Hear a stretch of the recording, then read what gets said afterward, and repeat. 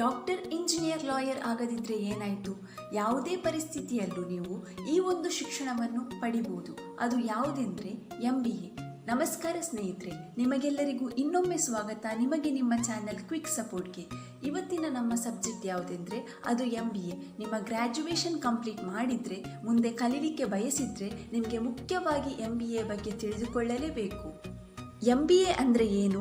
MBA ಯಾವಾಗ ಮಾಡಬೇಕು? ಎಷ್ಟು ಫೀಸ್ ಆಗುತ್ತೆ? MBA ಮಾಡಿದ ಮೇಲೆ ಕೆರಿಯರಲ್ಲಿ ಏನು ಆಪರ್ಚುನಿಟಿ ಸಿಗ್ತದೆ?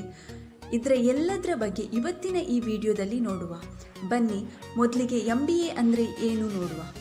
MBA ಅಂದರೆ ಮಾಸ್ಟರ್ ಆಫ್ ಬಿಸ್ನೆಸ್ ಅಡ್ಮಿನಿಸ್ಟ್ರೇಷನ್. ಇದು 2 ವರ್ಷದ ತುಂಬ ಪ್ರತಿಷ್ಠಿತ ಪೋಸ್ಟ್ ಗ್ರ್ಯಾಜುಯೇಷನ್ ಡಿಗ್ರಿ. MBAಯಲ್ಲಿ ನೀವು ಬಿಸ್ನೆಸ್ಸನ್ನು ಹೇಗೆ ಸಕ್ಸಸ್ ಮಾಡ್ಬೋದು ಅಂತ ತಿಳಿತೀರಿ. ಬಿಸ್ನೆಸ್ ಮಾಡುವ ರೀತಿ, ಬಿಸ್ನೆಸ್ನ ಬಗ್ಗೆ ನಿಮ್ಮ ಜ್ಞಾನವನ್ನು ಹೆಚ್ಚು ಮಾಡಲು ಸಹಾಯವಾಗಿದೆ. MBA ಹಲವು ಕ್ಷೇತ್ರಗಳಲ್ಲಿವೆ. ಯಾವುದೆಂದರೆ banking, finance, marketing, retail, foreign culture, ಹೀಗೆ ಇನ್ನೂ ಹಲವಾರು. ನಿಮಗೆ ಯಾವ ಫೀಲ್ಡ್ನಲ್ಲಿ ಆಸಕ್ತಿ ಇದೆ ಆ ಫೀಲ್ಡ್ನಲ್ಲಿ ನೀವು MBA ಮಾಡ್ಬೋದು. MBA ಮಾಡೋದಕ್ಕಿಂತ ಮೊದಲು ನೀವು ಎಂಟ್ರೆನ್ಸ್ ಎಕ್ಸಾಮ್ ಬರಿಬೇಕಾಗುತ್ತೆ. ಅದು ಹಲವಾರು ರೀತಿಯಲ್ಲಿ ಇರುತ್ತೆ. ಅದರ ಬಗ್ಗೆ ಮುಂದೆ ತಿಳಿಸ್ತೇನೆ. ಅದಕ್ಕಿಂತ ಮೊದಲು ನೋಡುವ MBA ಯಾರು ಮಾಡ್ಬೋದು ಅಂತ. ತುಂಬ ಜನರು ಅಂದ್ಕೊಂಡಿರ್ತಾರೆ ಬಿಸ್ನೆಸ್ಗೆ ಸಂಬಂಧಪಟ್ಟವರು ಇಲ್ಲಾಂದರೆ ಅವರ ಸ್ವಂತ ಬಿಸ್ನೆಸ್ ಇರೋರು ಮಾತ್ರ MBA ಮಾಡಬೇಕು ಅಂತ. ಆದರೆ ಹಾಗೇನೂ ಇಲ್ಲ. MBA ಅಂದರೆ ಬಿಸ್ನೆಸ್ಗೆ ಸಂಬಂಧಪಟ್ಟ ಕೋರ್ಸ್ ಆಗಿರಬಹುದು, ಆದರೆ ಇದನ್ನು ಯಾರು ಬೇಕಾದರೂ ಮಾಡ್ಬೋದು. ಫ್ಯಾಮಿಲಿ ಬಿಸ್ನೆಸ್ ಇಲ್ಲ ಅಂದರೂ MBA ಮಾಡಿ ದೊಡ್ಡ ಕಂಪನಿಗಳಲ್ಲಿ ಮ್ಯಾನೇಜರ್ ಅಥವಾ ಅದಕ್ಕಿಂತ ದೊಡ್ಡ ಪೋಸ್ಟ್ಗಳಲ್ಲಿ ಕೆಲಸ ಪಡ್ಕೊಳ್ಬಹುದು. MBAಗೆ ಬೇಕಾದ ಶೈಕ್ಷಣಿಕ ಮತ್ತು ಎಂಟ್ರೆನ್ಸ್ ಎಕ್ಸಾಮ್ಗಳ ಬಗ್ಗೆ ತಿಳಿಯುವ. ನಿಮಗೆ MBA ಮಾಡಲು ಆಸಕ್ತಿ ಇದ್ದರೆ ಗ್ರ್ಯಾಜುಯೇಷನ್ ಡಿಗ್ರಿಯಲ್ಲಿ ನೀವು ಕನಿಷ್ಠ 50% ಪಡೆದಿರಬೇಕು. ಅದರ ಜೊತೆಗೆ MBA ಎಂಟ್ರೆನ್ಸ್ ಎಕ್ಸಾಮಲ್ಲಿ ನೀವು ಪಾಸ್ ಆಗುವುದು ಅಷ್ಟೇ ಮುಖ್ಯವಾಗಿರುತ್ತದೆ. ನಮ್ಮ ದೇಶದಲ್ಲಿ CAT ಎಂಬ ಪ್ರತಿಷ್ಠಿತ ಪರೀಕ್ಷೆ ಇದೆ.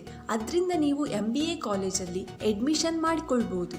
ಅದನ್ನು ಬಿಟ್ಟು MAT, XMAT, GMAT, NMAT ಇದರಿಂದ ನೀವು MBAಯಲ್ಲಿ ಪ್ರವೇಶ ಪಡೆದುಕೊಳ್ಬೋದು. ಕೆಲವು ಕಾಲೇಜ್ಗಳಲ್ಲಿ MBA ಎಂಟ್ರಿಗೆ ತುಂಬ ಷರತ್ತುಗಳಿರುತ್ತದೆ.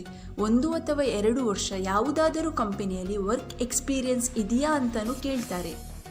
PUCಯ ನಂತರ 3 ವರ್ಷ BBA ಮಾಡಿ 2 ವರ್ಷ MBA ಮಾಡಬೇಕಾಗುತ್ತೆ. ನಮ್ಮ ದೇಶದಲ್ಲಿ ಹಲವಾರು ಯೂನಿವರ್ಸಿಟಿಗಳಿವೆ. ಅದರಲ್ಲಿ ಅನೇಕ ಫೀಲ್ಡ್ಗಳಲ್ಲಿ ನೀವು MBA ಮಾಡ್ಬೋದು.